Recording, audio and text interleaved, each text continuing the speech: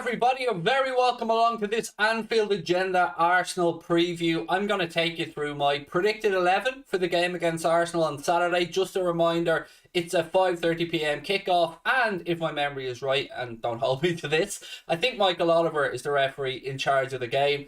So look, what I'll do in this video, I'm doing it live, so if you're watching this back, I will do the preview in the first part of the video, then I'll dip over to the live chat. So if you're watching this back later on, the first 10 minutes or so, probably going to be what you're looking for. I'll take you through some Arsenal team news as well ahead of the game. Just a reminder, this show, as with most of our shows here at Anfield Agenda, are brought to you with thanks to our friends at manscaped.com. With Christmas coming, you want to get in early, you don't want to be waiting for those packages. Get in early with Manscaped. You can get 20% off and free shipping off anything store-wide, including the Performance Package 4.0 or the 2-in-1 shampoo and conditioner or the all-new body wash. Whatever you want, you can get it at manscaped.com with our discount code WFM20 and your balls will thank you. Right, ladies and gentlemen, I'm going to give you a little bit of Arsenal team news first. So they're sweating ahead of a couple of people ahead of the game against the Reds on Saturday. Pierre-Emerick Aubameyang went off. He was stretchered off. I think he missed the Egypt game for Gabon. So he's a doubt for Arsenal, and Thomas Partey as well. They're sweating on his fitness ahead of the game, I believe. Just looking on here, Partey missed Arsenal's last game. He's still a doubt. That's according to Charles Watt of Goal. Granit Xhaka has been ruled out, and there's a possibility that Tierney, Mari and Balogun could be back. So that's the Arsenal team news ahead of the game. For ours, it's a little bit hit and miss, to be honest with you, because there's no definitive information around some of the Liverpool players. So what I'm going to do is I'm going to go through my predicted 11 and score predictions. But please bear in mind, I'm not 100% certain of who actually is available and who isn't available, because some players are training, but we haven't got confirmation yet whether they'll be able to take to the pitch. So look, let's jump straight into it. Get the team news up and go through my score prediction and the 11 that... would I call this a predicted 11 or is it my preferred 11? No, this is the 11 I think Klopp will go with. So let's call it a predicted 11. We'll start off with the score, ladies and gentlemen. It's Arsenal at Anfield. Usually a fixture we look forward to, a fixture where we think, hey, this should be a handy 3 points. Have I thought differently? Have I fuck? It's going to be 4-1 to the Reds, according to me, ladies and gentlemen. Look, Arsenal are in good form. It's fair to give credit to Mikel Arteta and the job that he's doing there. I think Arsenal have picked up 20 points out of their last 24 available and certainly have rocketed up the Premier League table to within 2 points of Liverpool, currently ahead of Manchester United in the league table. But I think that's somewhat of a false position, because I think Arsenal's fixtures for that particular period, although credit to them, I'm not trying to take away the work Arteta has done, I just think that maybe it masks their deficiencies, and I still don't think that they'll be in the top 4 come the end of the season. So for me, I'm predicting nothing but a handy home win for the Reds. Now to get to the 11, look, no surprise, Alisson Becker in goal for me. Van Dijk and Joe Matip are the centre-back pairing that I think will take to the pitch. Full-back positions, well look, Robbo probably a doubt, so with that in mind, TSIMIKAS. Look, I was going to go with TSIMIKAS anyway, regardless of whether Robbo's injury that he picked up in Scotland was serious or not. I always thought that, you know, with the form that TSIMIKAS has been in, 6 games he started for Liverpool, or 6 games he's played in, 6 clean sheets, and again, a great international break for TSIMIKAS, man of the match in, I think it was Greece's game. I think it was against, I can't remember who it was against, but I know he was man of the match in Greece's recent game. And on the right hand side, the best right back, the best wing back, the best full back, in my opinion, in world football, Trent Alexander-Arnold. So yeah, look, that's the back 4 and the keeper. No surprises there. But the real headaches or the real questions come for the midfield trio and the front 3. What will Jurgen Klopp do? Here's what I think he should do. So as you can see, I've gone for Fabinho, Thiago Alcantara on the left, and if he is available, Jordan Henderson on the right. I say if, because we know Hendo has been training. When he first started training, he was training away from the rest of the group. Now he is back training. I hope that he's fit and available for the game. So for me, ideally, Fabinho, Thiago, Jordan Henderson. I don't really see how we can make many changes. Bit of a heads up though, when we move further up the pitch, you will get a bit of a surprise. You're not going to expect to see one of the names that I have in the front 3, but bear with me, hear me out. Left hand side, Sadio Mane. There was, of course, concerns when he picked up that knock away with Senegal. I think he came off that for about 19-20 minutes with a rib injury. For me, Grand, no problem. He's been assessed. He's back training. All good. I think he starts. He loves a goal against Arsenal as well. On the right hand side, the man who's probably one of the most informed players in world football right now. This would be, I think, his third game in a row that he hasn't scored in, but don't worry about it. He will be scored. That's my guarantee to you. Mohamed Salah will be scoring at the weekend against Arsenal. And then through the centre, surely he's going to go with Diogo Jota, I hear you say. Nope. Divock Origi. What? Yes, Divock Origi. This is why I like to eat humble pie occasionally. Look, I'm a man who likes pie, clearly. But I like to eat a little bit of humble pie every now and again. And I'm not afraid to put my hands up if I get something wrong about somebody. I think Divock has looked really sharp this season. I still don't think he's good enough to push into the front three on a regular basis. But with Bobby Firmino being unavailable with the hamstring injury, for me, I think, taking into account the goal when he came on against West Ham, which I still think will be brushed aside because that was a damn fine goal. A man that we've heard Pep Linders recently say is a world-class finisher.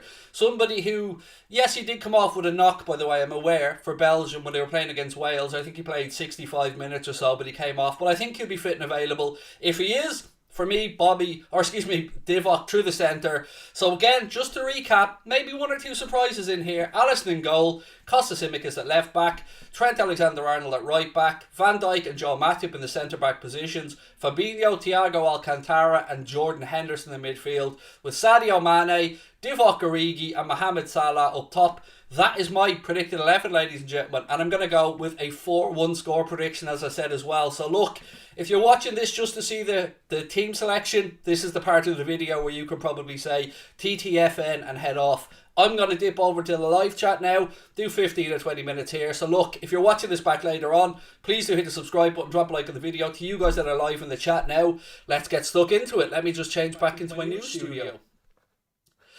Please don't start Ox, said Walter White. Don't worry, mate. I hadn't put him in mind. I can already hear Chris Stonage somewhere screaming at me, going, Craig, Ox, got to play Ox. Not this time, not for me. I think that 11 gets the job done, ladies and gentlemen. I do. I think that 11 gets the job done. And you know what? That midfield is pretty good, isn't it? It's pretty sexy. And it's not too often we've got to see Fabinho, Thiago Alcantara and Jordan Henderson play together. So I think they tear Arsenal apart. I do. I'm probably coming across as really arrogant in this one. And look, I'm not usually this way, but for me, Arsenal at home is as close to a gimme psychologically as we're going to get. So I think we bounce back from that defeat to West Ham, and I think we tear Arsenal a new one. That is my honest opinion. And again, look, there are some of those players who we don't know 100% if they're going to be available for Jurgen Klopp or not, because, there's some doubts, they're training, they're not fully fit. We'll wait and see. If there's any changes to be made, we'll talk about them. Hang on, there's an eyelash on my camera. There you go. Right, let's go. We love Origi, said James. Love to see it, James. Well played. Is Gomez still injured? Yes, but I believe not for too much longer. Jota Love scored against Arsenal last year. He scored 3 goals versus them in 39 minutes, all off the bench after United had favoured opponents to score. Thank you for that, the offensive defender. I'm good.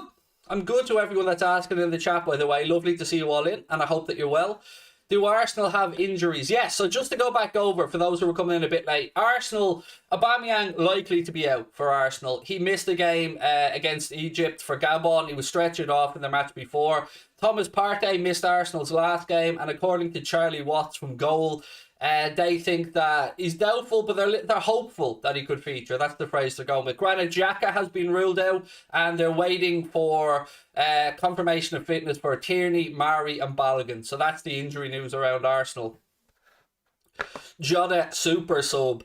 Yeah, I mean, maybe I'm thinking we wrap Diogo Jota in cotton wool as well, because I know this is going to sound shitty, but we've got to have people ready for the busy festive season. And I think with the fact we're going to lose Sadio and we're going to lose Mo, I want to make sure that Bobby's wrapped up in cotton wool, Diogo Jota's wrapped up in cotton wool, and obviously with Bobby's injury there's rules about this game. So I've gone for Divock. And you know what? If you asked me at the start of this season, would I ever have done a starting prediction lineup and had Divock Origi in there when the rest of the lads were available, I'd have to say no. I'd have to say I thought it was mad.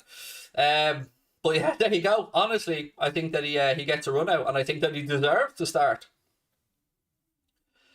I think TSIMIKAS will bring a nice change of pace and has been very good anytime he's played. So Kieran McCarthy. Yeah, I'm not at all concerned. Like the Robbo injury that he picked up with Scotland probably, I won't say did him a favour because that doesn't make any sense, but I think Andy Robertson, 27 years of age now, somebody who has been unbelievable for Liverpool Football Club and will come back to be unbelievable. I just think for whatever reason, maybe it's tiredness, he's just not at his own usual high standards. That's not a knock in the lad, if that happens, but I would have been going for Costa Simicas for this one regardless. What have we got? Simicas is the best left back right now. And look, there is that argument as well. I mean, you can absolutely make the argument that Costas is maybe just nudged ahead of Robbo in the pecking order. It's it's a tough one, But I think because of the knock, I think Costa Simicas surely starts this one. Tobias said, "Isn't Divock injured?" No 100% confirmation on it, Tobias. We're still waiting to figure out whether Divock Origi will or won't be available. I think there was talk it could have been just a dead leg and he might be available. And that's what I said when I did the video at the start, mate. There is some clouds over the selection headache that Jurgen Klopp might actually have because Liverpool aren't very forthcoming in their injury news. So we'll have to wait and see. And look, if Divock isn't available, then obviously we go with Diogo Jota. But for me, if Divock can get the nod, play. Mickey the boy said, "I'd like to see Minamino get a start." I just don't think... For me, at this moment in time, I just don't think that Takumi Minamino has done enough to earn a start. Maybe Kloppo will think differently. And look, if Takumi Minamino starts, of course, I'll be behind him the same as you guys. Dan said, "I think Klopp wouldn't pick Costa Simicas if Robbo wasn't injured. So I'm not saying it's a good thing he's injured, but I'm happy Costas is going to get a run out." I think, Dan, a lot of us feel the same way, mate. And look, it's a difficult thing to put into words, Dan, isn't it? Because nobody wishes or wants an injury for Andy Robertson, and nobody wants Robbo dropped. But it does feel like give Costas a run out and see how he gets on is probably the right decision. Hayden said, "Craig, I think Costas is what we need. The set pieces are way better than Robbo's. Costas has put in some cracking crosses over his last few games," said Dylan. And look, I agree with all of you. I think he's been fantastic. Tyler Morton will 100% shock us, Craig. I don't, and we were talking about this actually, myself and Chris last night on the stream. We don't think Tyler Morton is ready to start yet. And I don't think Klopp thinks Tyler Morton is ready to start yet. But I think we're all in agreement that Tyler Morton looks like a really good player. It's just, I think we need to go as strong as we can for this one because, we're coming off the back of a disappointing loss against West Ham. A game we deserved to lose. West Ham were better on the day. No arguments from me on that one whatsoever. But I want a performance. I want a reaction from these boys. And we're heading into the busy time of the year now. November, December, January. Going to be hectic.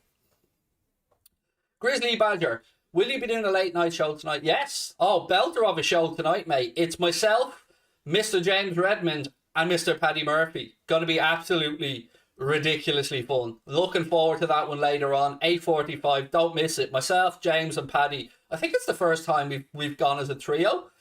So yeah, that should be really fun. So yeah, looking forward to that one. Craig, I think we should play Jota on the wing and put Mo up top. Jota is better on the wing.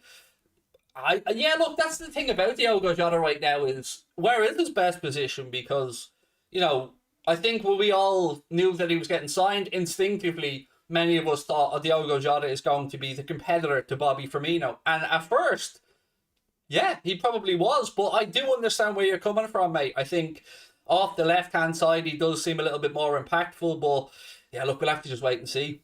Abby Brown said, "I'm an Arsenal fan looking forward to the game." Thank you, Abby. And I wish you well for the season, Abby, but I can't wish you well for this one, my friend. Can't wish you well on Saturday, Abby. It's war. But after Saturday, Abby, I wish you well. Tobias said, "I think Origi's been looking more dangerous than Jota this season, considering the differences in their game time." Yeah, I think there's a couple of factors that made me think if Origi's fit, Origi is the one we should go with. And I know I mentioned it when I talked through the starting 11, but I don't think we can gloss over the the impact that he had when he came off the bench against West Ham, that goal, it didn't get talked about too much because we lost the game, but that was absolute quality from Divock Origi. It really, really was. The touch, the swivel, the finish. That was a finish of a lad in form and a lad who has belief. And that Divock Origi looks night and day from the Divock Origi that we seen glimpses of last year, who just didn't look like he was interested, didn't look like he was confident. This year, he seems to have got the bit between his teeth a little bit. And I'm happy, as I said, to hold my hands up and say that I wrote Divock Origi off last season. I did. I wrote him off and I thought, that's it, he's done. But I want to give him credit because he has absolutely shown up this season in the minimal time that he's had. And he's done really well. So I think he deserves a start. I really, really do feel that Divock deserves an opportunity. Particularly with what's the injury situation with Bobby. Mark said, as an Arsenal fan, I'm quietly confident. Looking at your two midfielders in front of Fabinho, I don't see why we don't have a chance. Oh, you won't? Mark, of course you have a chance, mate. It's the Premier League and your guys are going to come into this game full of confidence, I've no doubt. You know, some very good players in that Arsenal team, Mark. Smith Rowe looks absolutely quality. Saka, brilliant. Your keeper, I've got to say as well, looks absolutely spot on, even though I had my own doubts when you signed them. But I still think we win, Mark. And if it was at the Emirates, Mark, I'll be honest, mate, I'd be a lot more concerned. But I just think 5:30 kickoff Saturday evening at Anfield, off the back of a loss for us, I just think we get the job done, Mark. I do. Would Costa's engine ideal replacement if Thiago goes? Thiago? Costas? I'm confused. You'd put TSIMIKAS in the left side of the midfield trio? I wouldn't personally. But look, we are starting to run out of bodies in midfield. You know, as much as we laughed about it at the start of the season, going, you know, we didn't get a replacement for Origi, or excuse me, for Gini, but we still have 7 or 8 first choice midfielders. Yeah, games come thick and fast, injuries come quickly. Abby said, I fancy a draw unless Salah turns up. And I've got a feeling, Abby, he will turn up. I really do. I think, I think he will turn up because there we say drought for Mohamed Salah, but he's got a few games without banging one in now. And, you know, the last couple of games we've played, give credit to West Ham, they didn't really give Mohamed Salah many opportunities to get involved in the game. And I just think at home, I'm banging him. I'm backing him, Abby, backing him to get himself a goal. Do you think we could put Trent in midfield? I don't see why we need to. I know this is an argument that will probably go on forever amongst us Liverpool fans of where is Trent's best position? Do we leave him at right back? Do we move him into midfield? And look, it's a conversation that is a moot point at the minute because he's a right back. And Jurgen Klopp has shown no willingness to not use him as let's call him a right wing back. Now, the real interesting question is what happens with young Nico Williams. Because, you know, there was some talk in the media a few weeks ago that during the AFCON and the busy festive period that Jurgen Klopp's playing around with the idea of using Nico Williams in a more advanced role. And we've seen that in the little spells that he had against Atletico Madrid away at the Wanda Metropolitano, or was it at Anfield? I can't remember which one it was. In one of those two games, also against Preston North End in the League Cup, we've seen Conor Bradley put to right back and we've seen Nico Williams move to a more advanced role. And he looked comfortable. I mean, dare I say it, some Trent-esque breaks into the box from Nico Williams. So let's wait and see. I mean, we're going to need to utilise the squad over the next 8 weeks or so. That's, you know, the games are really going to speed up now. And thankfully, dare I say, dead rubbers in the Champions League. I mean, there's never dead rubbers when there's £2.5 million a game on the line. But, you know, we have topped the group. We do know that we have Porto at home on Wednesday. And that's the game I'm really fascinated by. I'm really fascinated to see what 11, how many youngsters, how much he shakes it up, or does he go for the money? Do we need to secure that £2.5 million and try and get the 3 points? Big Man said 3-game drought would only be called a drought with Salah because the standards are so high. That's why I say it almost jokingly, mate. Do you know what I mean? 3 games and we're calling it a drought. But that's the standards, as you said, that Mohamed Salah holds himself to, the highest of standards. According to Klopp, the game versus Arsenal will be too soon for Milner and Keita, although he thinks they can return for the game against Porto, which is probably a great game for them to come back into because it allows them to refresh his midfield as well, the offensive defender. So thank you for that, my man. Thank God for TSIMIKAS if Robbo can't feature for the Arsenal game. Yes, and look, it's amazing. It's brilliant. It's class. Finally, we're able to talk about the left-back position and go, Robbo's injured. Well, we've got an able deputy. We've got an able replacement to come in there and cost TSIMIKAS, who hasn't let us down. And it's great to be able to say that. It really is great to be able to say that, because for the longest time we thought, shit, if Robbo's not available, all right, Milner can do a job there, but he doing a job and keeping the same standards, it's a little bit different. James Milner, obviously a willing runner, will work his backside off, but when you're not naturally left-footed on that side, you tend to have to cut inside more, whereas TSIMIKAS, what I love about TSIMIKAS actually is his reading of the game. So one of his attributes that I really like is the stepping in front to win the ball, not tackling, not waiting for the man getting tight to him. He cuts it out by stepping in front, and the beauty of what Costas does with that is, if he times it right and does step in front, he's automatically on the front foot then straight away, and we transition and we attack at pace. The downside is, if he doesn't get there, we're wide open down the side. So, you know, you look at these things and you go, yes, it is dangerous, but from what I've seen of Costas more often than not, he times it right, makes the right decision. Do you think Trent has been inconsistent this season? No, I think Trent has been very consistent this season. We can't look at the season Trent and Robbo broke the assist records and think that that's the norm, because it isn't.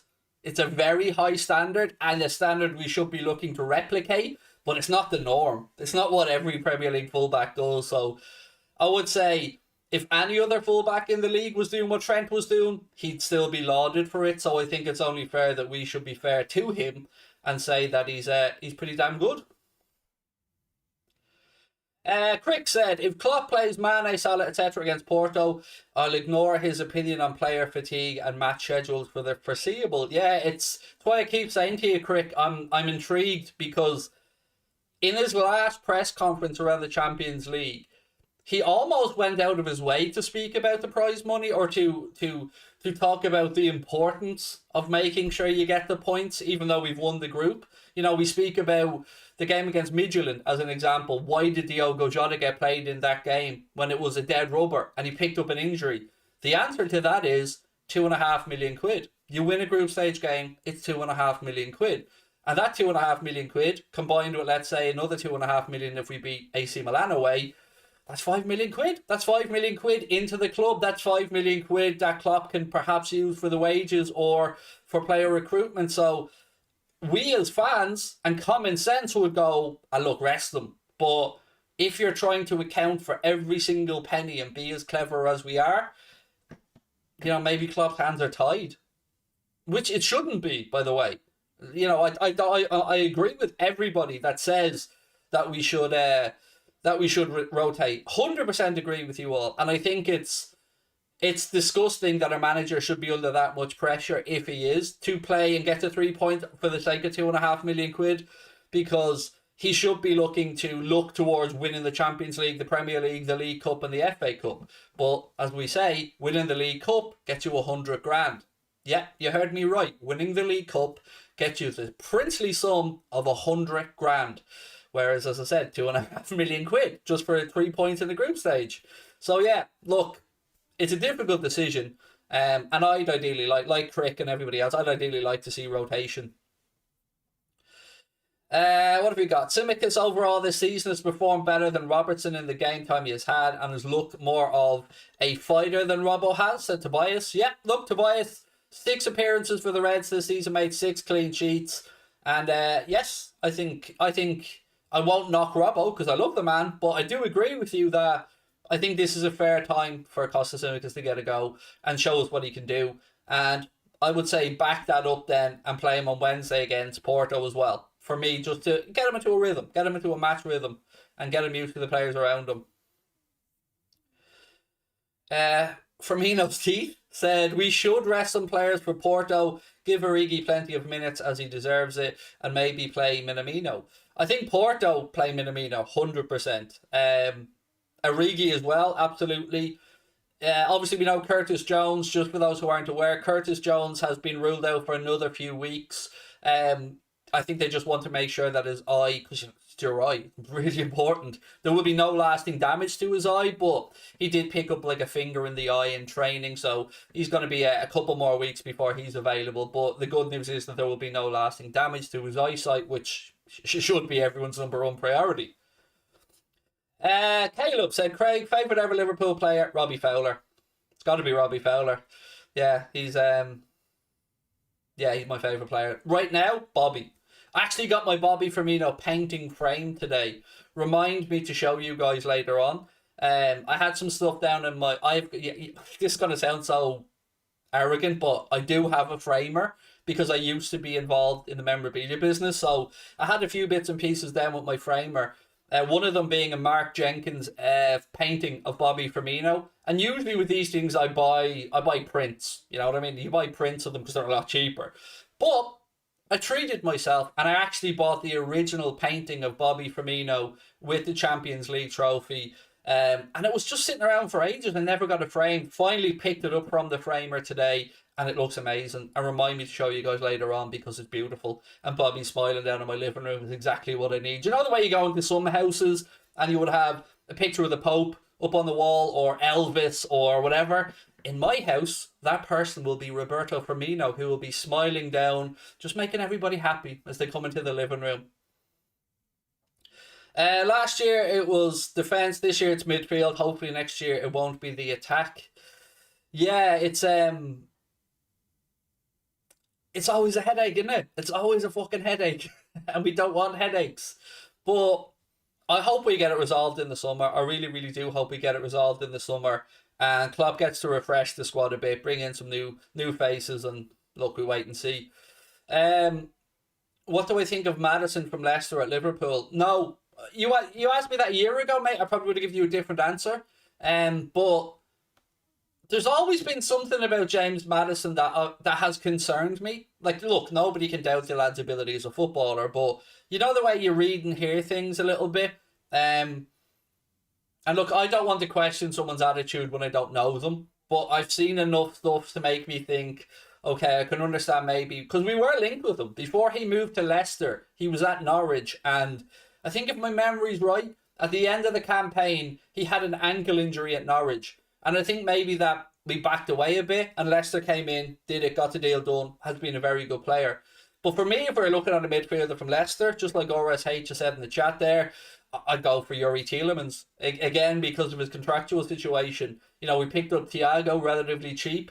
Youri Tielemans hasn't, as of yet, signed the new contract that Leicester put in front of him after the Euros. And look, the longer that drags on, the more I think interested clubs will start to take notice and look at him and go, okay, well, maybe, just maybe. I'd love Tielemans. I think Tielemans would be a perfect addition. Look, ladies and gentlemen, this was always going to be a quick one, so I'm going to leg it.